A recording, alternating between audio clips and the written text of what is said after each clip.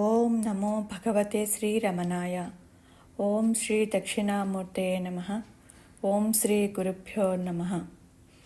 ఈరోజు స్టేటస్సు: చిజ్జడ గ్రంథి దాని అహంవృత్తి అన్వేషణలో చిత్ అంశాన్ని మాత్రమే పరిగణలోనికి తీసుకోవడం వల్ల అది సూటిగా శుద్ధాత్మ చైతన్య సాక్షాత్కారానికి దారితీస్తుంది అని ఇక్కడ భగవాన్ అంటున్నారు. కార్యరూపంగా అహంకారానికి ఒకే ఒక గుణం ఉంది. అది శుద్ధ చైతన్యమైన ఆత్మను జడమైన స్థూల దేహానికి మధ్య ఒక గ్రంథిగా పనిచేస్తుంది. అందుకే అది చిత్ జడ గ్రంథి అని పిలువబడుతుంది. అహంకారం యొక్క మూలాన్ని అన్వేషించడంలో మనము అహంకారం యొక్క చైతన్య అంశాన్ని తెలుసుకుంటున్నాము. ఈ కారణం చేత ఈ అన్వేషణ ఆత్మ యొక్క శుద్ధ చైతన్య సాక్షాత్కారానికి దారితీస్తుంది. అఖండంగా ఉన్న స్వరూప జ్ఞానంలో ఒక ఆలోచన ఏర్పడటయే వృత్తి. బ్రహ్మం అఖండంగా ఉన్నప్పుడు దానిని గురించి తెలుసుకునే మరే ఇతరము కూడా అక్కడ వేరే ఏమీ లేదు. దానిలో ఆలోచన వచ్చినప్పుడే అక్కడ వృత్తులు ఏర్పడుతున్నాయి. సుషుప్తి అవస్థలో ఉండేది అక్కడ వృత్తిరహితమైన స్థితి. అక్కడ ఏ ఆలోచన లేదు. అటువంటి వృత్తిరహిత స్థితిలో ఏర్పడే మొట్టమొదటి ఆలోచన లేదా వృత్తియే నేను అని పేరు. అంటే ఆ వృత్తి తనను నేను అని తెలుసుకుంటుంది. మన మనసులో అనేక వృత్తులు లేదా సంకల్పాలు వస్తూ ఉంటాయి, పోతూ ఉంటాయి. కానీ వీటికి ఆధారం అయినటువంటి అహంవృత్తి, నేను అనే వృత్తి ఎప్పుడూ ఉంటుంది. దానిని ఆశ్రయించుకొని మిగతా వృత్తులు వస్తున్నాయి. నిద్ర నుంచి మేల్కొని జాగ్రత్తావస్థలోకి వచ్చేందుకు ముందు అంటే కొంతసేపటి వరకు ఒక క్షణకాలం పాటు ఒక ప్రశాంతమైన స్థితి నిలుస్తుంది అని అంటున్నారు భగవాన్. ఆ స్థితిలో మొట్టమొదటి ఆలోచన నేనుగా ఉంటుంది. దీనినే అఖండాకార వృత్తి అని అంటున్నారు. దీనిని నిలుపుకొనుట లేదా ఆ స్థితి యందు నిలకడగా ఉండుటయే ఆత్మనిష్ట. దీనిని అభ్యాసం చేసి అనుభవానికి తెచ్చుకోవచ్చును అని ఇక్కడ భగవాన్ చెప్తున్నారు. ఇక్కడ అఖండాకార వృత్తి అంటున్నారే కానీ అఖండాకార వృత్తులు అనలేదు. ఎందుకంటే అన్నీ నేనులే కాబట్టి. అంటే నేను తింటున్నాను, నేను నడుస్తున్నాను, నేను పడుకున్నాను, నేను వెళ్తున్నాను అని. అలాగా అంటే ఇక్కడ ఉదాహరణకి ఒక గిన్నెలో నీటి బొట్లను వేస్తూ ఉంటే అవన్నీ కలిసి ఒకే నీరుగా అక్కడ ఆ గిన్నెలో ఏర్పడుతుంది. అక్కడ ఆ గిన్నెలో ఎన్ని నీటి బొట్లు ఉన్నా కూడా అవి విడిగా కనపడకుండా అక్కడ మనకి ఏకంగా అంతటా నీరు ఉన్నట్టుగా కనపడుతూ ఉంటుంది. అలాగే ఈ అఖండాకార వృత్తిలో కూడా అదేవిధంగా జరుగుతుంది. సద్వస్తువులో ఏర్పడిన జీవులన్నీ కూడా నేనే. అందుకే గురువుగారు అంటారు, ఆత్మకు ఒకే జీవుడు ఉంటాడు, ఆ జీవుడికి ఇతరులు కనబడతారు. ఇక్కడ చిత్త అనగా బ్రహ్మ అని తెలియజేసే దాని యొక్క ప్రకాశము లేదా చైతన్యము. ఇది తెలియపడాలంటే నేను ఎవరు అనే విచారణ ద్వారా, లేదా నేను ఎక్కడి నుండి అనే అన్వేషణ ద్వారా, లేదా ఈ నేనే బ్రహ్మం అనే గురువాక్యంలో శ్రద్ధ, భక్తి, విశ్వాసముల చేత గురువు యొక్క అనుగ్రహం ద్వారా తను తానది తెలుసుకుంటుంది. జీవుడికి ఎంతో ప్రియమైన తన సంసారం గురించి, కుటుంబ సభ్యుల గురించి ఒక పరిమితి, హద్దులు అనేవి ఉంటాయి. కుటుంబ సభ్యుల్లో ఎవరైనా మరణిస్తే మిగిలిన వారు ఆ వ్యక్తి దేహంతో శ్మశానం వరకు మాత్రమే వెళ్ళగలుగుతారు. అలా సాగనంపి తిరిగి తమ జీవనాన్ని యథాప్రకారం సాగనిస్తారు. దైనందిక కార్యకలాపాలన్నీ కూడా మళ్ళీ మామూలుగా చేస్తూ వెళ్తూ ఉంటారు. ఇలా బంధుత్వాలకు, స్నేహాలకు, మమతలకు, ఆకర్షణలకు అన్నిటికీ ఒక పరిమితి, హద్దులు ఉంటాయి. కానీ చైతన్యం కోసం చేసే సాధనలో పడే తపనకు అక్కడ పరిమితి లేదు, హద్దులు ఉండరాదు కూడా. గురువు అనుగ్రహం చేతన మాత్రమే ఆ పరిమితి అనేది తొలగిపోతుంది. ఇప్పుడు ఆనకట్ట లేకుంటే నదిలోని నీరంతా సముద్రంలో కలుస్తుంది కదా. అలాగే సాధనలోని తపనకు దేహాత్మ భావన అనే ఆనకట్ట గురువు అనుగ్రహంతో తొలగిపోయినప్పుడు మనస్సు అనే నది బ్రహ్మం అనే సముద్రంలో అక్కడ కలిసిపోతుంది. ఇది ఒక గురువు యొక్క అనుగ్రహం మాత్రమే తెలియపడుతుంది తప్ప మరి ఏ ఇతర సాధనల వల్ల కూడా ఇది తెలియపడదు. ఓం శ్రీ గురుభ్యో నమః.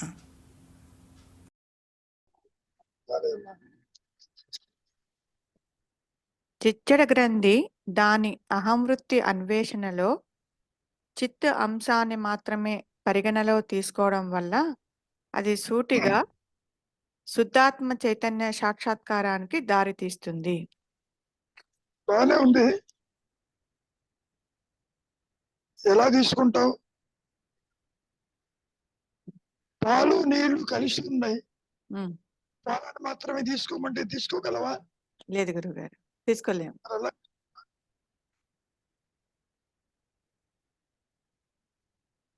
చిత్తంశాన్ని అంటున్నాడు. చిత్త అంటే గురుగారు అలా తీసుకుంటావు.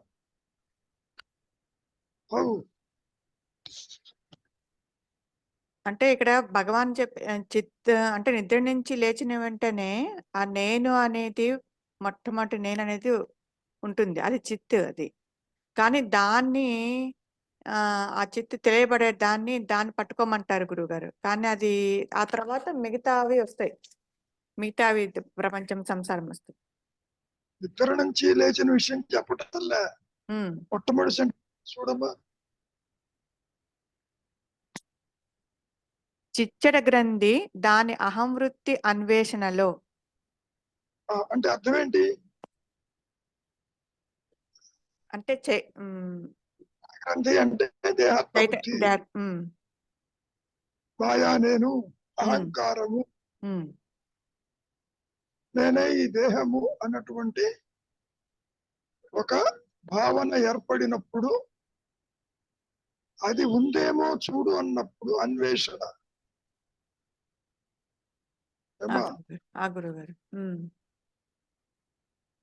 తర్వాత సెంటెన్స్ ఏంటి?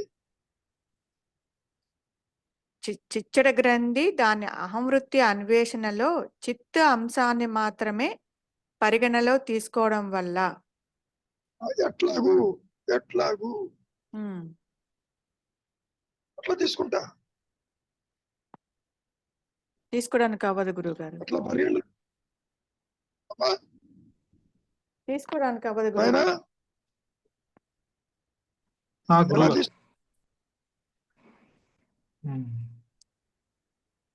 చిత్తాంశాన్ని ఎలా తీసుకుంటావు? అసలు దీనికి తన మూలమేదో తను గుర్తించలేదు. తన మూలము ఆ చిత్త యొక్క అంశాన్ని గుర్తించలేదు కదా గురువు గారు. అసలు ఈ అనాత్మ జడ గ్రంథి అని ఆదిశంకరులు కూడా చెప్పారు.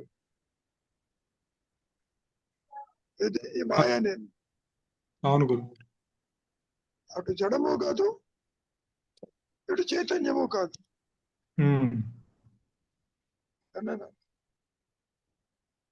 ఎలా తీసుకోవాలి? అన్వేషణ ఏ విధంగా చెయ్యాలి? ఏమ్మా?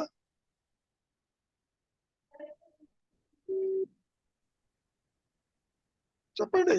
అంటే ఇప్పుడు నేను అన్నిట్లోనూ అన్ని వృత్తులలో నేను అనేది వస్తుంది కదా గురుగారు. ఆ నేనుని పట్టుకొని వృత్తులు, మిగతా వృత్తులు వదిలేయమని చేయమని. నేను ఎట్లా పట్టుకుంటా? నువ్వు చేసేదే అహంకారంతో, వ్యక్తిత్వంతో. ఉమ్, అన్వేషణ చేసినా నేనెవరు అన్నది వ్యక్తిత్వంతో చేస్తున్నావుగా. అవును గురుగారు. ఉమ్, చిత్త అంశాన్ని పరిగణలోకి తీసుకొని అంటున్నారు. ఆ, ఎలా తీసుకుంటావు? ఆ తర్వాత సెంటెన్స్ ఏంటి? తీసుకొని తీసుకోవడం వల్ల అది సూటిగా శుద్ధాత్మ చైతన్య సాక్షాత్కారానికి దారితీస్తుంది. Very good. మరి తీసుకో, ఆత్మప్రకాశం అయిందేమో చూడు. ఉమ్. తీసుకోవడానికి అవ్వట్లేదు గురువుగారు. అది అదే చిత్త అంశాన్ని మాత్రమే అంటున్నారు. ఇప్పుడు నేను పోతున్నాను, నేను నడుస్తున్నాను, బీయింగ్ బీయింగ్ అని చేస్తున్నా కూడా ఆ వృత్తులన్నీ ఉమ్, తొందరపడవాకు.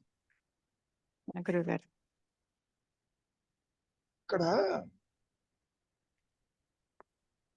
నీకు దేహాత్మ బుద్ధి, ఒక వ్యక్తిత్వము, ఒక పరిమితత్వము, ఒక భావన కలిగినప్పుడు ఏమనుకుంటావు? నేనంటే ఈ పరిమితమైన దేహం. ఓకే, అవును గురువుగారు. ఉమ్, ఆ విధమైన భావన ఈ మాయలో ప్రతి ఒక్కరికి ఉంటుంది.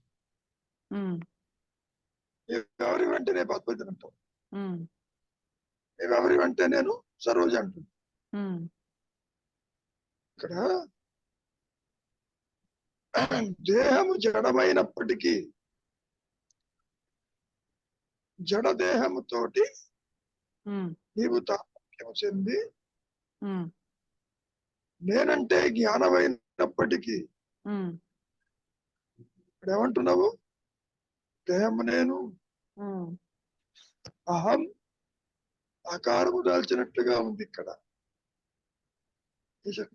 అవును గురువుగారు. ఉమ్, అంటే అర్థం ఏంటి? దేహం జోలికి పోవద్దు.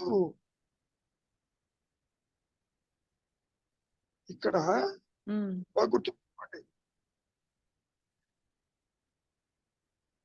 సత్యమైనటువంటి చిత్తం నువ్వు పట్టుకోకల్లా. ఉమ్, ఇది బాగపోతే ఉమ్. స్టేట్మెంట్ ఒకసారి చదువు, ఎలా ఉందో. చిచ్చడ గ్రంథి దాని అహంవృత్తి అన్వేషణలో చిత్త అంశాన్ని మాత్రమే పరిగణలో తీసుకోవడం వల్ల అది జడాన్ని వదిలిపెడితే కదా. అవును గురుగారు. ఉమ్, ఇక్కడ నీవు బయటికి పోకూడదు అంటే ఇంట్లో ఉన్నట్టుగానే ఉమ్, విడిగా నీవు ఇంట్లో ఉండాలి అన్న అంశం తీసుకోకల్లా. బయటికి పోతే ఇంట్లోనే ఉంటావు. ఆ గురుగారు. ఉమ్, అదేంటి ఎట్లా తీసుకోవాలి అంటే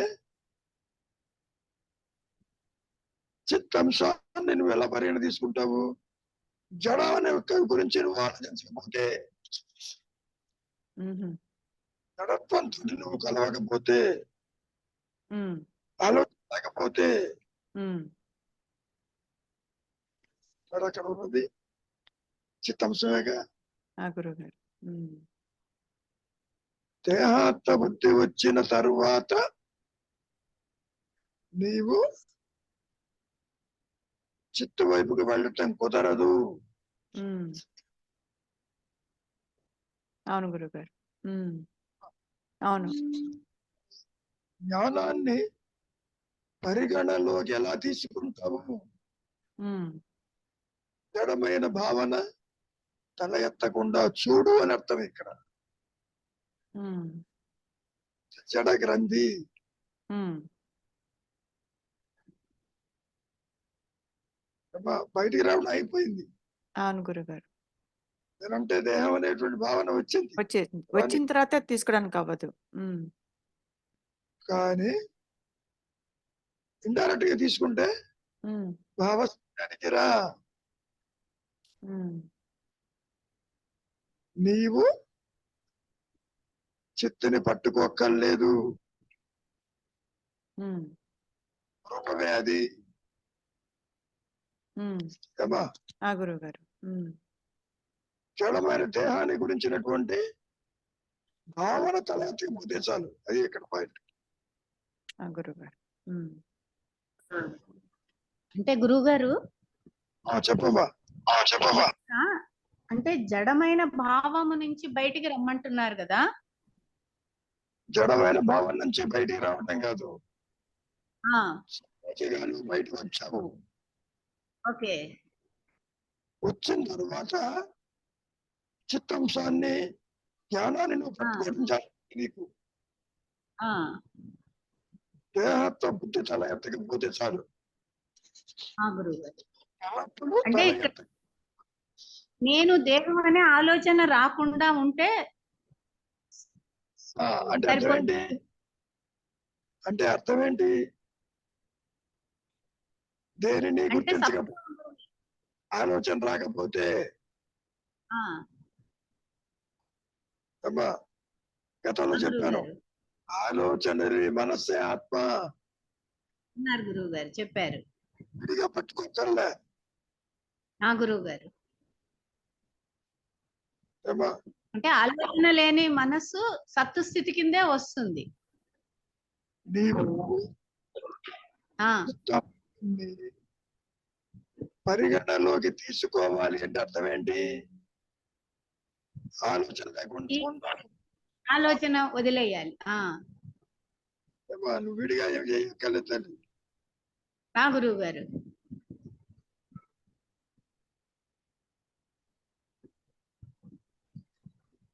ఆర్ యు గెటింగ్ ది? అర్థమవుతోంది గురువు గారు. అర్థమవుతోంది గురువు గారు. ఫస్ట్ పాయింట్ ఏమిటి? నువ్వు ఆత్మగా ఉండవు. అవును. ఏం పట్టుకోకలే. గురువు గారు. బయటికి రావడం అయిపోయింది. నుంచి దేహాత్మ వ్యక్తిత్వం బయటకు వచ్చింది. వచ్చాక చిచ్చడ గ్రంథి కదా. అవునండి. జడ వల్ల కలయిక కదా ఇది. అవును. కాబట్టి నీవు స్వరూపాన్ని ఆ స్వరూపంగా నిలిచి ఉండాలి అంటే ఆలోచన లేకుండా ఉండు అని అర్థం. ఆ గ్రంథి తెగిపోవాలి అంటే ఏమిటి? భావశూన్యానికి రా. సద్భావసి స్థితి గురువు గారు ఉంటుంది. ఇంకా హృది చింతయామి. చిత్స్వరూపాన్ని తీసుకో పరిగణలోకి. నువ్వు కనుక అంశం అయితే పాలు నీళ్లు కలిసిన పాలను తాగి నీళ్ళని వదిలి పెడుతుంది. అట్లా చేయలేవు నువ్వు ఇక్కడ. అవును అవును గురువు గారు. కాబట్టి నీ చేతిలో ఉన్నది ఏమిటి? ఆలోచన సహితము, ఆలోచన రహితము. రెండు ఉన్నాయి. That's all. ఆలోచన వచ్చినప్పుడేమో సరోజం అంటావు. అవునండి. ఆలోచన తల ఎత్తకపోతే నీవు ఆటోమేటిక్ గా చిత్తాంశంతోనే ఉంటావు అని అర్థం.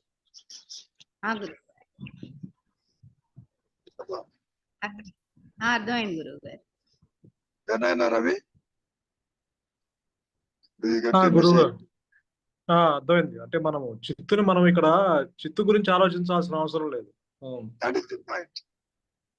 అవును. నాకెప్పుడు అర్థం ప్రకాశిస్తుంది, నాకెప్పుడు అర్థం ప్రకాశిస్తుంది, నేను ఎప్పుడు దర్శిస్తాను అనుకోకల్లా. అవును. నీవు కాని దానితో ఆ ఉనికి తల ఎత్తకపోతే ఆటోమేటిక్ గా చిత్తాంశమే నీవు పరిగణలోకి తీసుకున్నట్లు లెక్క. అది అవునవును. ఇంట్లో నుంచి బయటికి రాకపోతే గురువు గారు ఇంట్లో ఉన్నట్లు లెక్కగా. అదే అంటే ఆ విధంగా సులభతరం చేశారు. ఆత్మల గురించి ఆలోచించాల్సిన అవసరం లేదంటున్నారు.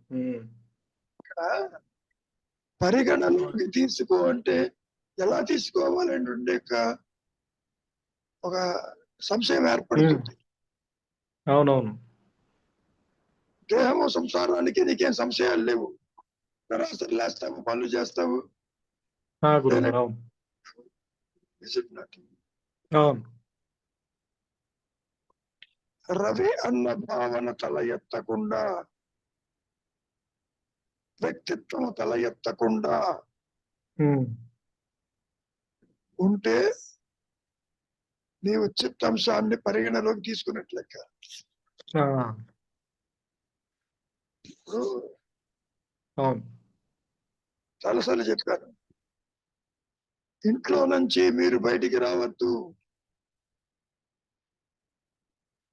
అంటే ఇంట్లో ఉన్నట్టేగా.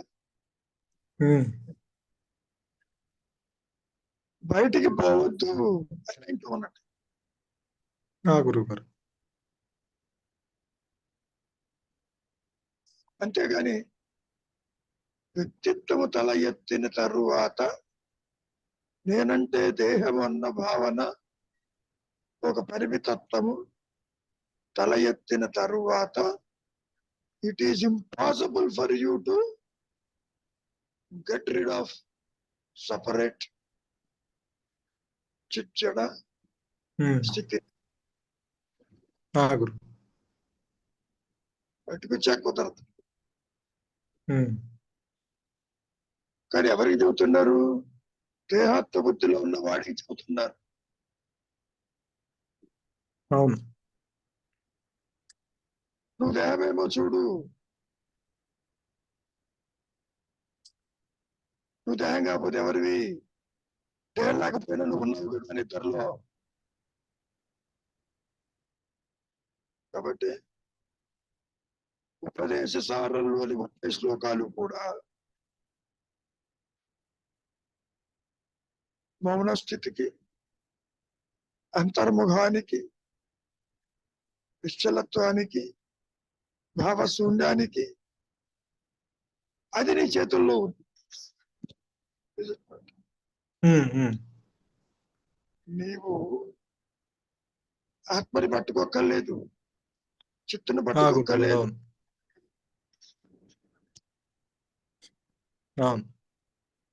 నాయన భావశూన్యాలకు వస్తే ఉండేది సద్భావ స్థితే. నీవు ఉన్నానన్న ఎరుకని పరిగణలోకి ఎలా తీసుకుంటావు? దేంతో డీలింగ్ అయితే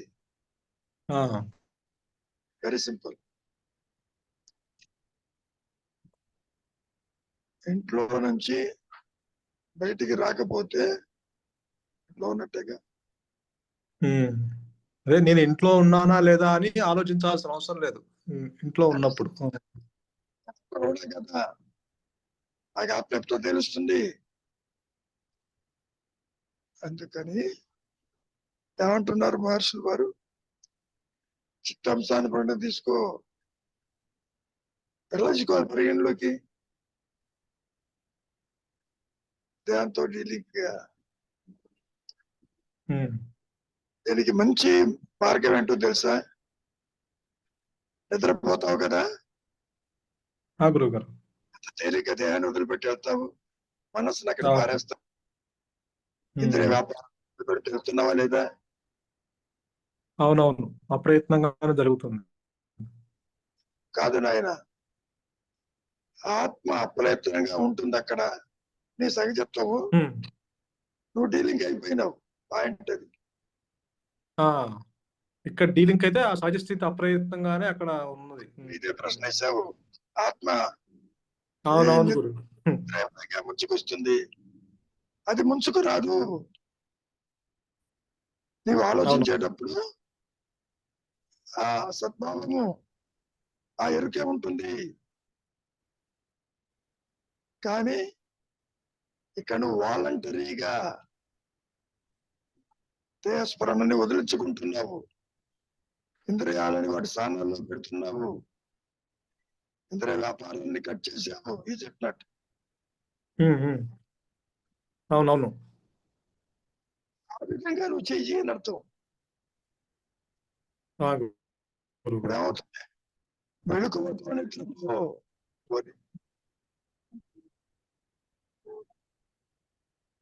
అదే ఆ సహజ స్థితి మెదుకులో తీసుకురమ్మంటున్నారు కదా, దాని అర్థం ఇదే. చాలు.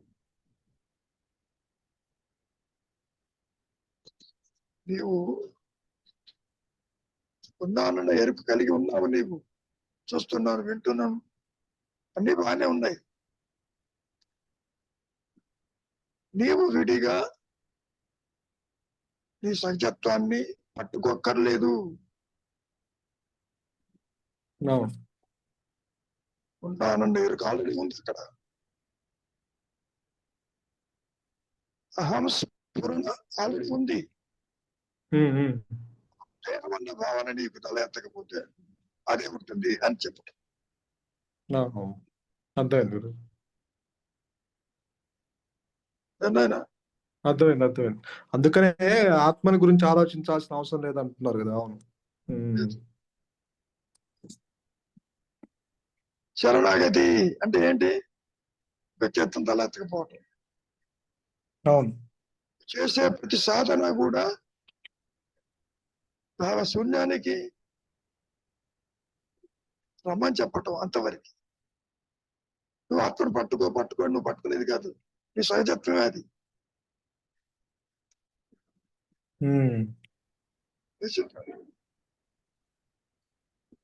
అన్నాయనా? అర్థమైంది గురు. అవునవును. దేర్ ఈజ్ నథింగ్, సాధన ఏం లేదు ఇక్కడ. నీవే ఆత్మ వింటుంది, సాధించేది ఏంటి?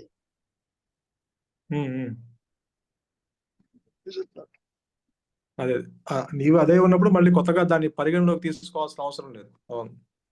కార్యాన్ని వదిలించుకున్నావు ఇప్పుడు ఇక్కడ. దాని నుంచి విడబడితే ఇది దీన్ని పరిగణలోకి తీసుకున్నట్టే ఇంకా. అంతేగా మరి. బయటికి పోవాలన్న ఆలోచన నీకు రాకపోతే ఇంకా ఉన్నట్టే.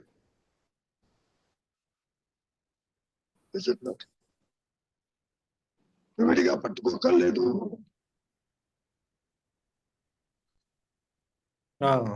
నాయనా, are you getting the methodology by which? అదే దృశ్యవారితం అన్నా మీరు చెప్పిందన్నా అదంతా అర్థం. అడ్డు తొలగించే ప్రయత్నం చేయమంటున్నారు అంతవరకు. ఏమిటి అడ్డు? ఆలోచన, భావశూన్యం రావటం.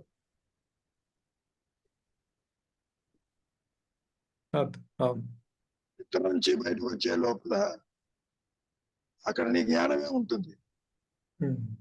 క్షణకాలంలో దేహం తయారవుతుంది. సో అటువంటి భావం కలగకుండా చూసుకో. నిద్రని వదిలించుకోమంటుండే, దేహంతో తల ఎత్తుకుండా చూడమంటున్నాడు అక్కడ. అంటే దేహం, ఇంద్రియాలు, జగత్తు, దాన్ని అసోసియేట్ కావద్దు. దేహాత్మబుద్ధి జనించినా కూడా అది చిత్త వారితో ఉన్నారు కదా. అంటే ఆ దృశ్యాల నుంచి నీ మనస్సు వెళ్ళకమన్నప్పుడు అక్కడ ఉండేది తత్వదర్శనమే. అందుకని ఇంకా సింప్లిఫై చేస్తే, చూచే నేను చూడకపోతే, గుర్తించకపోతే, దర్శించకపోతే అది తన మూలంలోనే ఉంటుంది. ఆ తర్వాత తెలుస్తుంది, ఆలోచన వచ్చిన రాకపోయినా మూలానికి ఇబ్బంది లేదని. తెర మీద బొమ్మ పడకపోతే నీవు తెరని గమనిస్తున్నట్లు ఆలోచన రహితమైన మనస్సు అది ఆత్మగానే ప్రకాశిస్తూ ఉన్నది ఆల్రెడీ.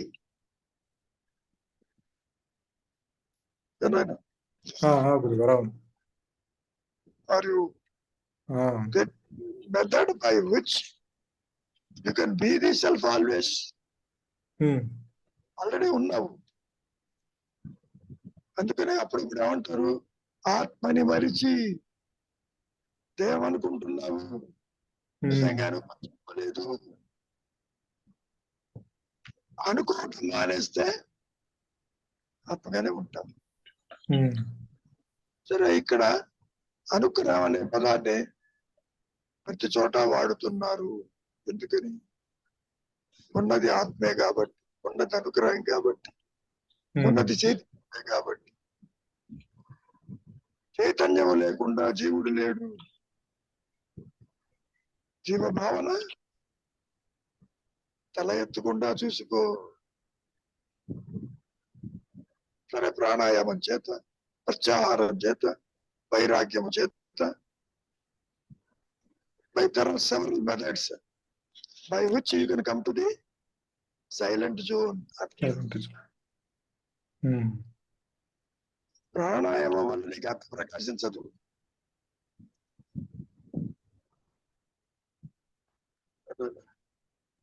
గురుగారు, క్లారిటీ. ఆ మనసులో దృశ్యాలు పడకుండా ఉంటే అది తెరగానే ఉంటుంది. నువ్వు తెరని పట్టుకోక్కర్లేదు, పాయింట్ అది. అదే అదే, అవును.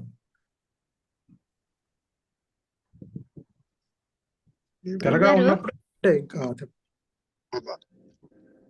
గురుగారు ఇవాళ ఒకటి పెట్టారు కొటేషన్. సముద్రాన్ని చేరుకున్న నది తన ప్రవాహాన్ని కోల్పోయి సముద్రంలో కలిసినట్లే పరమాత్మ గురించి నిరంతరం ధ్యానిస్తూ ఉన్న మనస్సు కూడా పరమాత్మమయం అయిపోతుంది అన్నారు. అంటే ఇక్కడ ఆలోచన లేకుండా ఉండడమేనా గురువు గారు? ఏ ఆలోచన లేకుండా పరమాత్మ ఆలోచన ఉంటుంది. ఆలోచన లేకపోతే భ్రమరకీటలాగా నీవు పరబ్రహ్మముగానే నిలిచిపోతావు అని అర్థం. గురువు గారు, అంటే ఇతర ఆలోచనలు ఏమీ లేకుండా ఒకే స్థిరమైన ఆలోచనలో ఉండడం పరమాత్మ మీద. ఎందుకని? స్థిరమైన ఆలోచన కూడా చేసినప్పుడు ఆలోచించేటటువంటి పరమాత్మలో నష్టమైపోవాలి. అక్కడ కూడా అంటే ఆ అహంకారం లేకుండా ఉండాలి. అహంకారంతోనే నీవు ఆలోచిస్తున్నావు. అవును గురువు గారు. చేస్తున్నావు, రామ రామకృష్ణ అంటున్నావు. చివరికి అది మెర్జ్ అయిపోవాలి దాంట్లో. మెర్జ్ ఎలా అవుతావు? భావశూన్యమైతేనే. అవును, భావశూన్యమైతేనే మెర్జ్ అవుతావు. అవునండి. మనం అమ్మా ఎట్ల నుంచి ఎడి తీసుకున్నా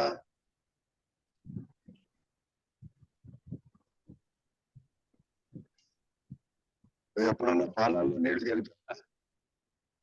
నేను ఎప్పుడు కలపలేదు గురువు గారు. ఎందుకంటే వచ్చేవే నీళ్ళపాలు, ఇంకా మళ్ళీ నీళ్లు కలపడం ఎందుకు?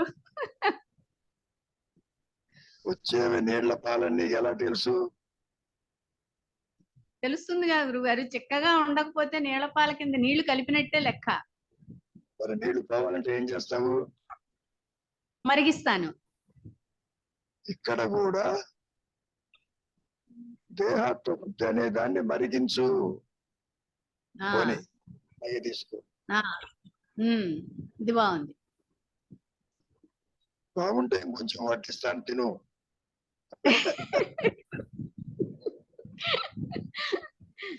ఇలా చెప్తే బాగుంది గురువు గారు.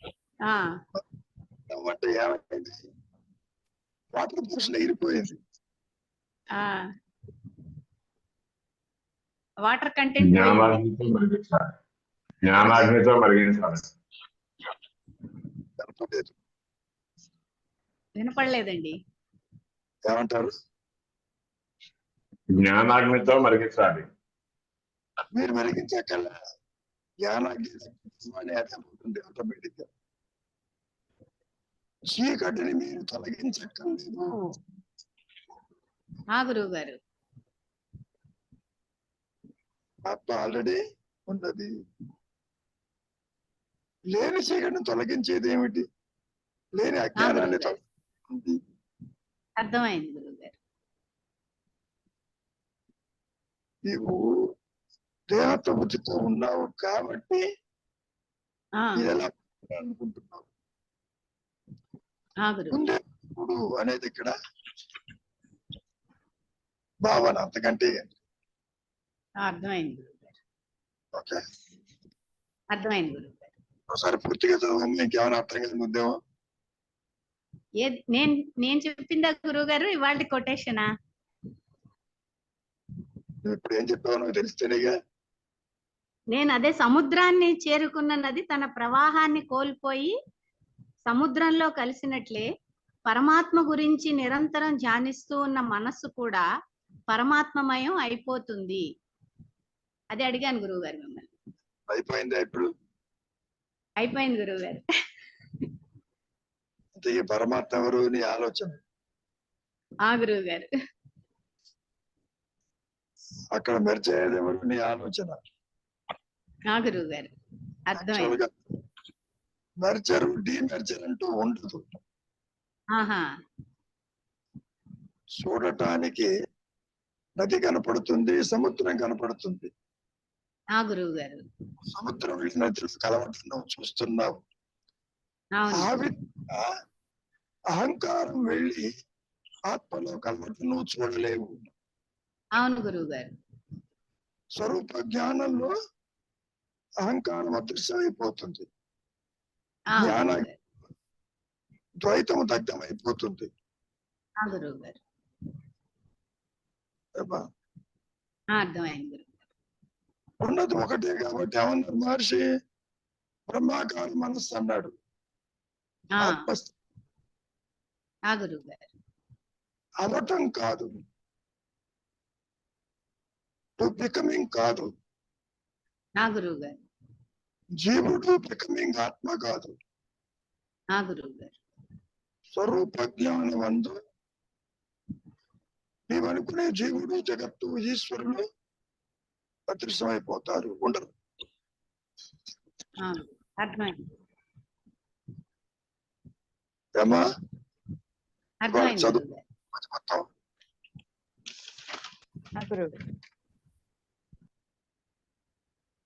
చిచ్చడ గ్రంథి దాని అహంవృత్తి అన్వేషణలో చిత్త అంశాన్ని మాత్రమే పరిగణలో తీసుకోవడం వల్ల అది సూటిగా శుద్ధాత్మ చైతన్య సాక్షాత్కారానికి దారితీస్తుంది. ఇంకేమైనా డౌట్ ఉందా నాయన రవి? లేదు గురువు గారు, అర్థమైంది. పరిగణలోకి తీసుకుంటాం అంటే అర్థమైంది.